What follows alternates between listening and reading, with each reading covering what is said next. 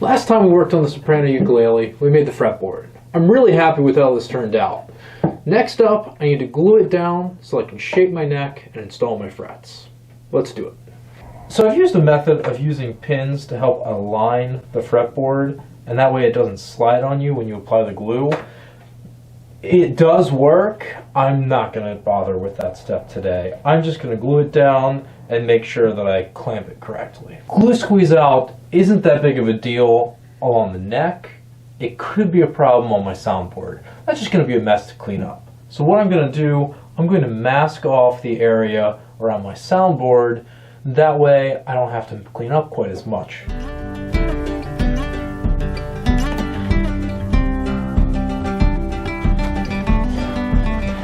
So you can see this is the area where the fretboard is going to be glued down, and I've learned from experience I don't want to leave this blue tape on too long, just long enough that as the glue squeezes out it catches it, but as it starts to get tacky I want to get this off. So it could be a little tricky with the way I'm going to clamp it, but I think it'll be okay.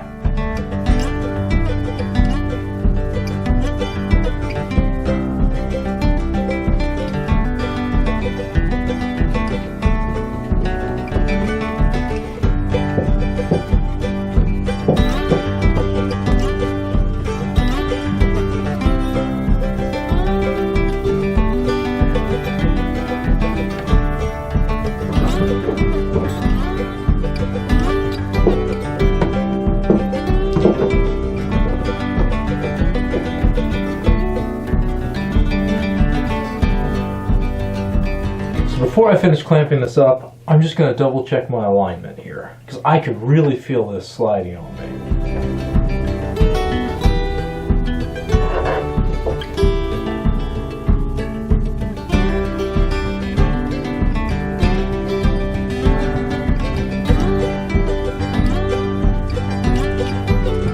Alright, well that went pretty well. The fretboard did slide around on me quite a bit.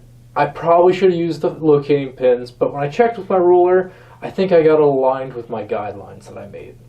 So I'm going to come back in about 30 minutes and clean up the squeeze out. I'll probably take the tape off when I do that, just to make sure that I get the squeeze out that I can't reach under the clamps. After it's done drying, in about 24 hours or so, I can start carving the neck. See you then. Well, the fretboard has had plenty of time to dry. I think we're good to go ahead and take off the clamps.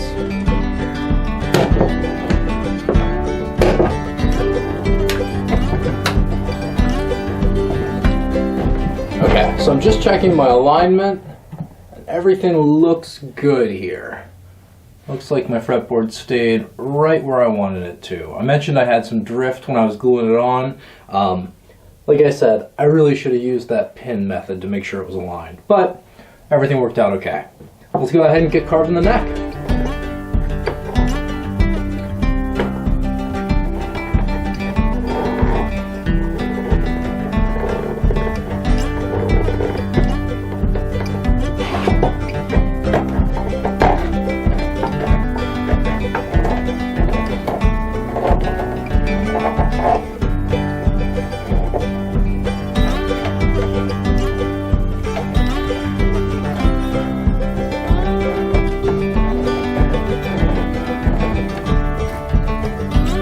The Japanese style carving knife is great for getting in right around the heel and around the headstock where the neck was just a little bit wider than the fretboard. So now we get carving.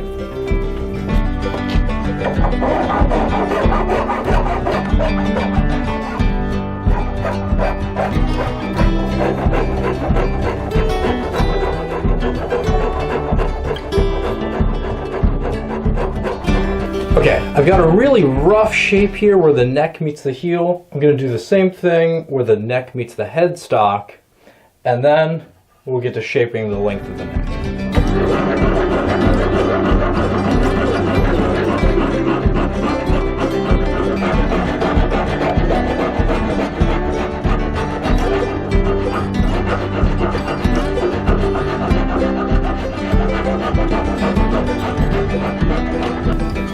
I've shaped at the headstock and around the heel roughly about the dimensions that I'm going for on this neck. This is definitely thicker than it needs to be. It's probably a good bit thicker than I'm going to end up with as well.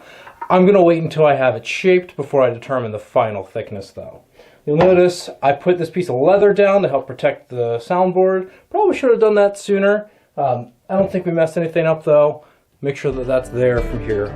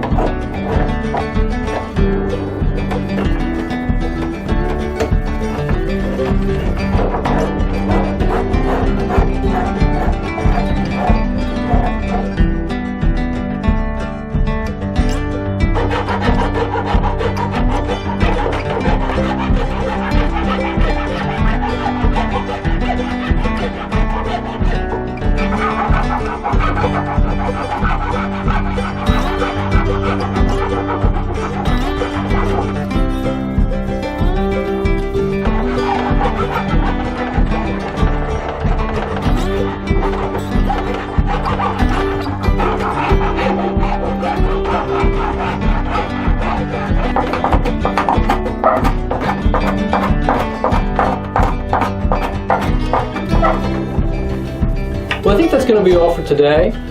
My neck is pretty well shaped out. I still have a little bit of a rough spot here and there that I'll have to take care of when I come to finish sand.